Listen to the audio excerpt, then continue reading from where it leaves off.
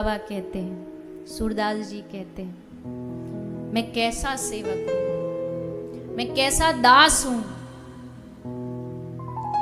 कि मैंने अपने स्वामी को, मेरे जो नाथ हैं, मैंने उनको ही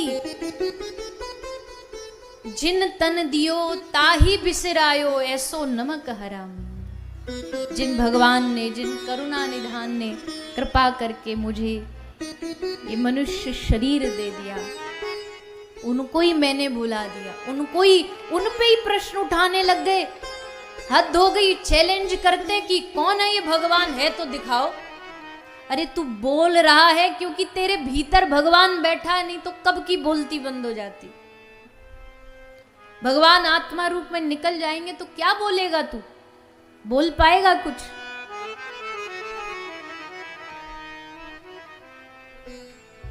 भगवान आत्मा रूप में शरीर में है तब तो ये जीभ बोल पा रही है, आत्मा निकलते ही शरीर वही रहता है पर हो जाता है जीरो। अब ना बोल सकता, ना चल सकता, ना खा सकता, और फिर भगवान को चैलेंज कर रहे हो, कौन है भगवान, दिखाओ हमको भगवान।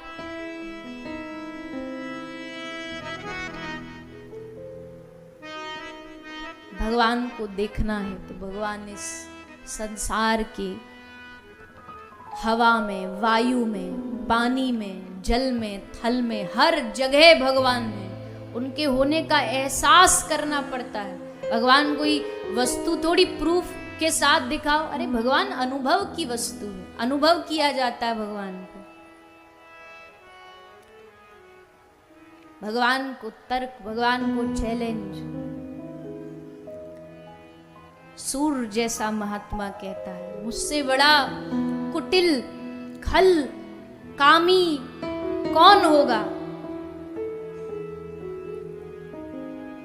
जब जीव गर्भ में होता है ना, जब अपनी माता के पेट में होता है, तो उस समय वो भगवान से निवेदन करता है कि हे प्रभु, मैं इस गर्भ में बहुत कष्ट पा रहा हूं।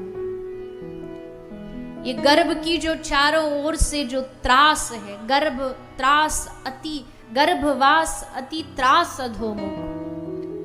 इस दुनिया का सबसे बड़ा अगर कोई दुख है ना तो गर्भ का है। इतना कष्ट मिलता है जीव को, और तब भगवान से रोता है, बिलख करके भगवान से कहता है, हे नाथ, हे प्रभु, एक मौका, एक अवसर चाहता हूं आपसे। भगवान कहते क्या करेगा इस अवसर को लेकर के, प्राप्त करके? तो निवेदन करता है, प्रभु एक अवसर दे दो, एक मौका दे दो, भजन करूंगा, भक्ति करूंगा, आपकी सेवा करूंगा, आपको प्राप्त करूंगा इसी जन्म में। तो फिर भगवान करुणा करके उसको एक मानव देह, मनुष्य जन्म का मौका प्रदान कर देते हैं। लेकिन फिर भी चूक जाता है जी। सूरदास जी कहते हैं, सूर पतित को ठौर कहां, तुम बिन श्रीपति स्वामी। तो इन महापुरुषों की जो वाणियां हैं, जो मुख से निकले हुए शब्द हैं, वो एक प्रकार से हम सबको चेतावनी देने के लिए है, जगाने के लिए है, जागृति कराने के लिए है कि जिसने हमें जीवन दिया, और इतना कीमती जीवन दिया, एक आर्टिफिशियल हार्ट लगाना पड़ जाए तो लाखों लाखों रुपया ले लेते हैं डॉक्टर। एक आर्टिफिशियल आंख लगानी पड़ जाए तो उसका मोटा बिल बन जाता है। तो फिर भी भगवान की कृपा से भगवान ने हमें ये शरीर दिया, जीवन दिया। तो अब फिर ये बहाना नहीं कि भाई हम तो गृहस्थी हैं, हम तो नौकरी वाले हैं। तुम जो भी हो, जैसे भी हो, जहां भी हो, पर याद रखो कि जैसे भी हो भगवान के हो।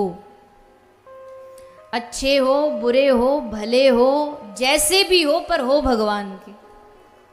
इतना तो मान लो कि भगवान के हैं, और इतना मानने में ही भलाई है।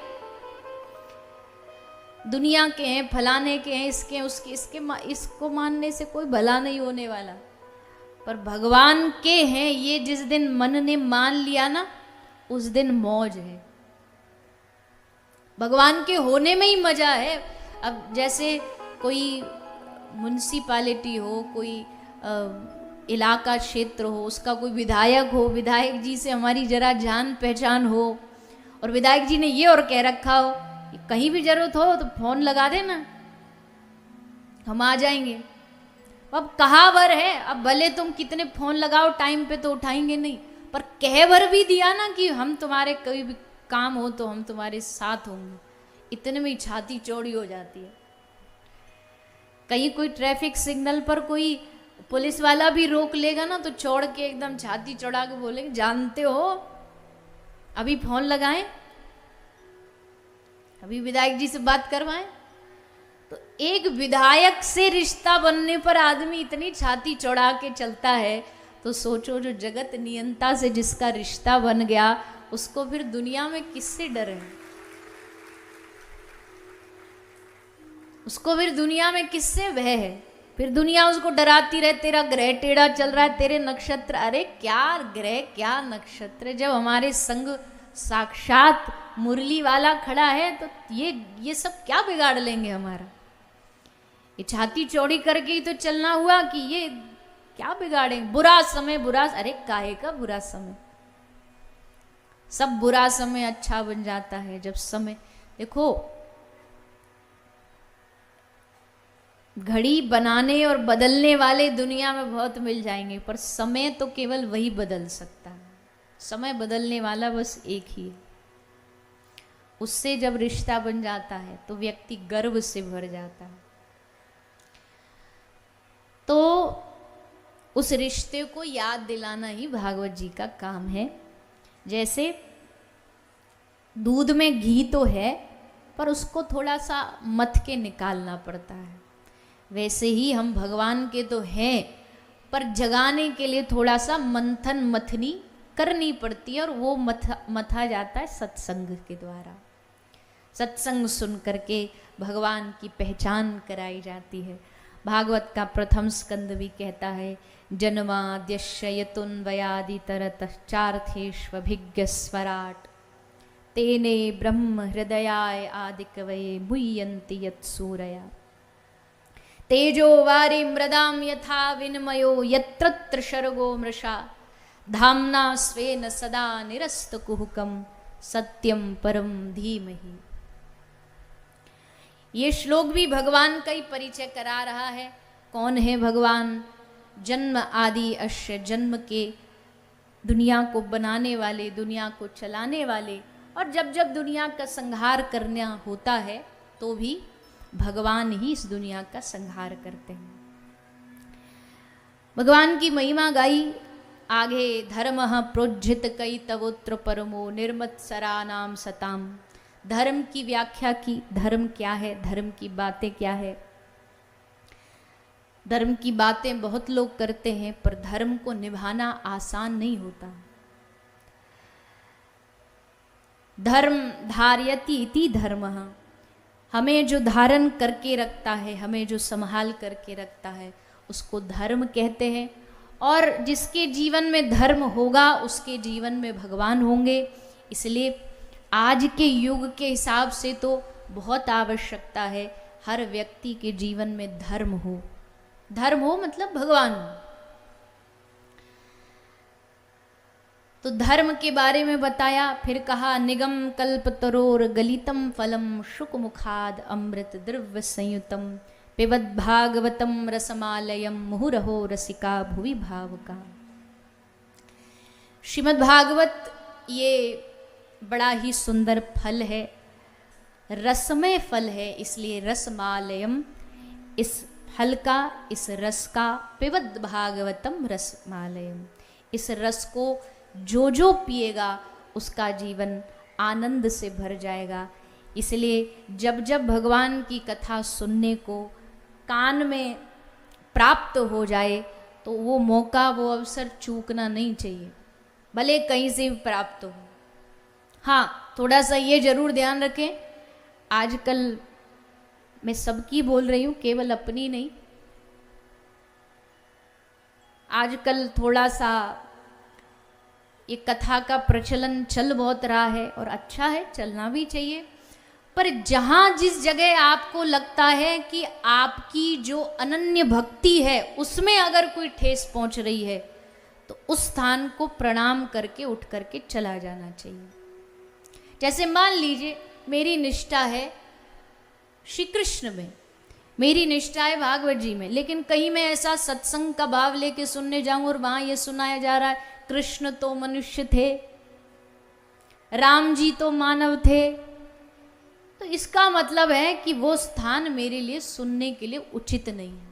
अपने आराध्य, अपने गुरु और किसी संत, इनके प्रति अगर कोई गलत बोल रहा है तो उस स्थान को प्रणाम करके उठ के चला जाना चाहिए। अपनी अनन्य भक्ति में कोई भी ठेस नहीं आनी चाहिए। अनन्य भक्ति समझते हैं क्या होती है? नहीं पता?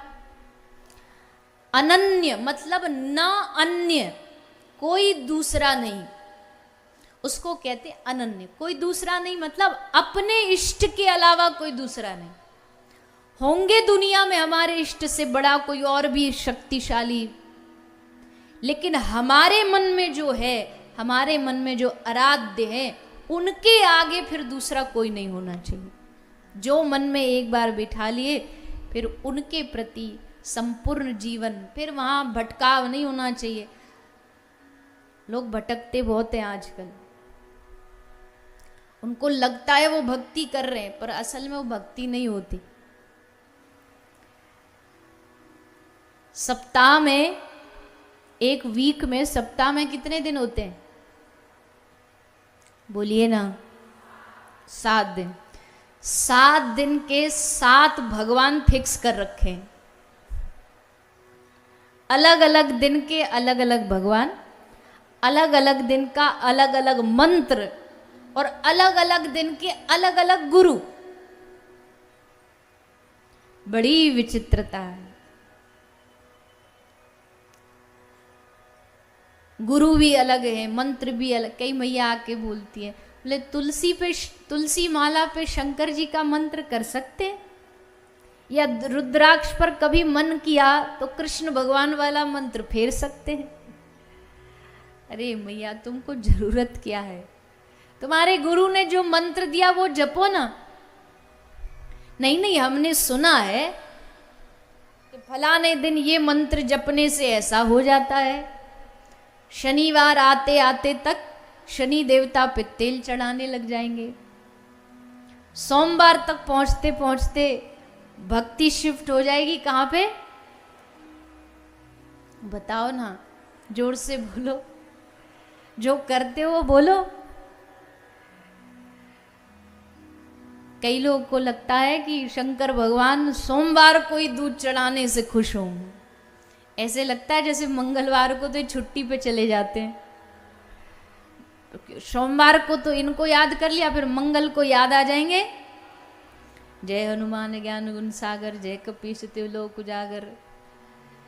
बुद्ध के अलग हैं, बृहस्पति के अलग हैं, सबके अलग अलग हैं। नवरात्रि आई तो 9 दिन, फिर गणपति आए तो भगवान गणपति।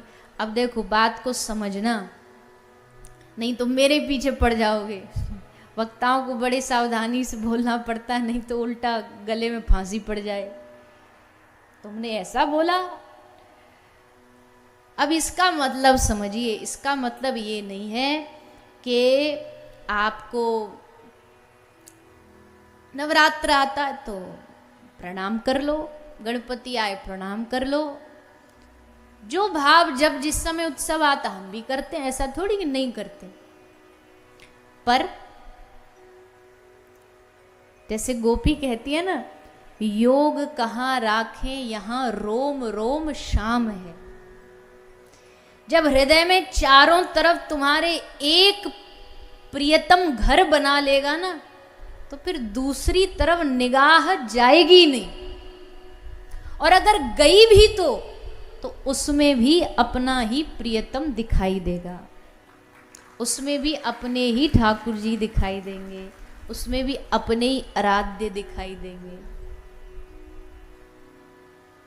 इसको कहते अनन्य भक्ति। कि कुछ भी हो जाए, जब हमारे मन में एक बैठ गया तो फिर अब उन एक के प्रति ही लग जाना, जुट जाना, फिर भटकना नहीं। प्रणाम सबको कर लेंगे, अपमान किसी का नहीं करेंगे, पर प्रेम तो एक ही से करेंगे। प्रेम होता भी एक से, 10 से थोड़ी हो जाएगा। 10 से अटैचमेंट हो सकती है, लगाव हो सकता है, पर प्रेम नहीं हो सकता। आजकल एक बड़ा नया दौर चालू हुआ है, ये आज की जनरेशन को देखते हुए आजकल एक पॉडकास्ट बड़े चलते हैं, हम भी कुछ देने लग गए हैं। पहले तो इसका ज़माना नहीं था, पर अब ज़माना बदला है, तो फिर अब जहाँ जाओ ना, जिसके पास भी जाओ, इंटरव्यू वाले सबसे पहले एक ही प्रश्न पूछते हैं, प्रेम किसको कहते। पहली बात तो भैया केजी वाले लोगों को पीएचडी की पढ़ाई थोड़ी समझ आ जाएगी। हम लोग लगाव को प्रेम का मतलब समझ लेते हैं। लगाव जो होता है, अटैचमेंट्स जो होती है, उसको प्रेम समझ लेते हैं, ये प्रेम है। अरे ये प्रेम नहीं। लगाव में बांध के रखने का मन करता है कि भाई ये हमसे दूर ना जाए, ये लगाव है। पर प्रेम में गोपी कहती है कि तुझको दूर जाना है तो चला जा, किसने रोका है तुझको? मथुरा जाना है चला जा, द्वारिका जाना है चला जा। तू शरीर से ही तो दूर जाएगा, दिल से दूर जाके दिखा। जैसे सूरदास जी ने कहा ना, भगवान आए, आधी रात हो रही थी और सूरदास जी कुआं में गिरने वाले थे, सोई भगवान ने आकर के हाथ पकड़ लिया। भगवान सूरदास जी ने पूछा कौन है बेटा तू? तो भगवान बोले मैं ग्वारिया का लाला हूँ, बेटा हूँ, गैया चराने आया हूँ। सूरदास जी बोले अच्छा, हमको पागल समझते हो? आंख से अंधे हैं, दिमाग से बावरे थोड़ी है। रात को 12 बजे कौन सा ग्वारिया का छोरा गैया चराने आता है? पहचान लिया भगवान को। भगवान को पता लग गया कि हमारी पोल पट्टी खुलने वाली है, सोई हाथ एकदम ऐसे झटका मार के खींचा और भाग गए। तो बाबा सूरदास जी ने कहा हमको मजबूर समझते हो? बाह छुड़ा के जात हो, निर्बल जान के मोए, हृदय से जाके दिखाओ तो सबल जानूंगो तो। हाथ छुड़ा के तो कोई भी चला जाए, दिल से जाके दिखाओ तो तुमको मान जाए।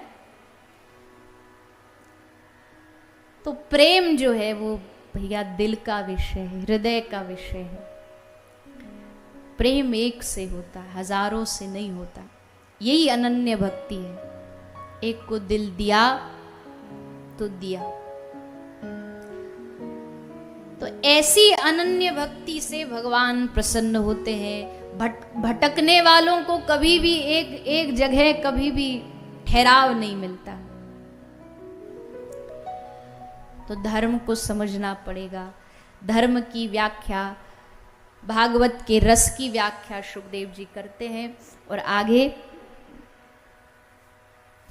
नर नारायण भगवान की स्तुति की और फिर श्री सुखदेव जी का आगमन सरस्वती नदी के किनारे श्री व्यास जी के आश्रम में किस प्रकार हुआ उसका वर्णन सूत जी करते हैं। नारद जी महाराज श्री व्यास जी से मिलने एक बार उनके आश्रम गए।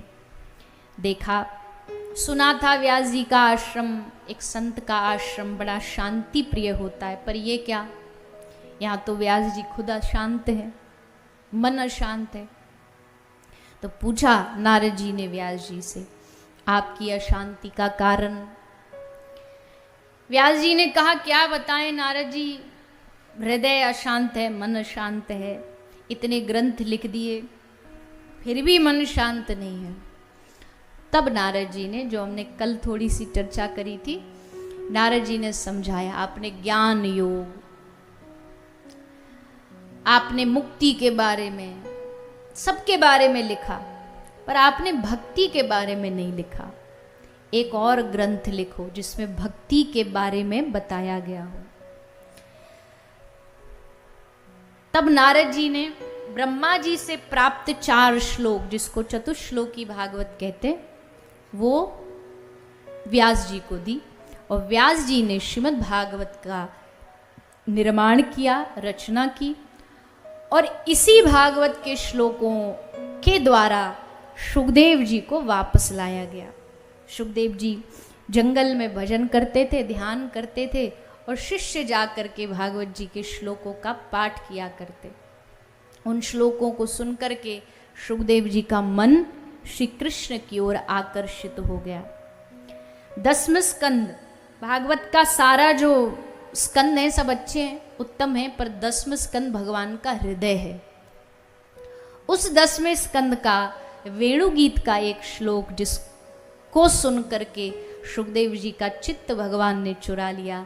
बरहा पीडम नटवर वपुः कर्णयो कर्णिकारम बिभ्रदवासः कनक कपिशं वैजयन्तीं च मालां रन्ध्राण वेणुरधर सुधया पूरयन् गोपवृन्दै वृन्दारण्यं स्वपदरमणं प्राविशद् गीतकीर्तिः। भगवान के स्वरूप का वर्णन इस श्लोक में किया गया है, भगवान के श्रृंगार का वर्णन इस श्लोक में किया गया है, और भगवान का स्वरूप और भगवान का श्रृंगार ये है ही ऐसा। बड़े बड़े योगिंद्र मुनिंद्र सन्यासियों के हृदय को पकड़ करके जबरन जो अपनी ओर खींच लेता है उसका नाम है कृष्ण। गोपियों ने कृष्ण को मन दिया नहीं, कृष्ण ने इनके मन को चुराया, इनके मन को खींचा, इनके चित्त को अपनी ओर खींचा। और हमारे ब्रज में कहते हैं कि नंद का जो लाला है ये चोर जार शिखामणि है, ये मन चुराने में बड़ा एक्सपर्ट है। ये कब कहां किसका मन चुरा ले कोई भरोसा नहीं।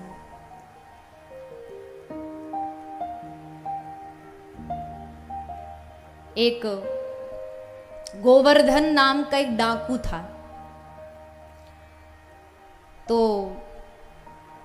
ऐसे ही कहीं से चोरी करके बचता बचाता भाग रहा था, एक कथा में आके बैठ गया। कथा में यही श्लोक की व्याख्या चल रही थी, बरहा पीडम नटवर वपु।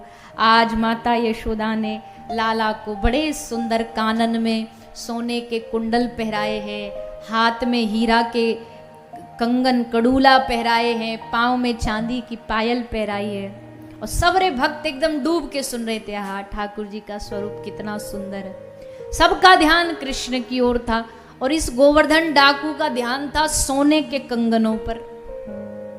और डाकू तो डाकू, जिसको जो सुनना है कथा में वही सुनेगा।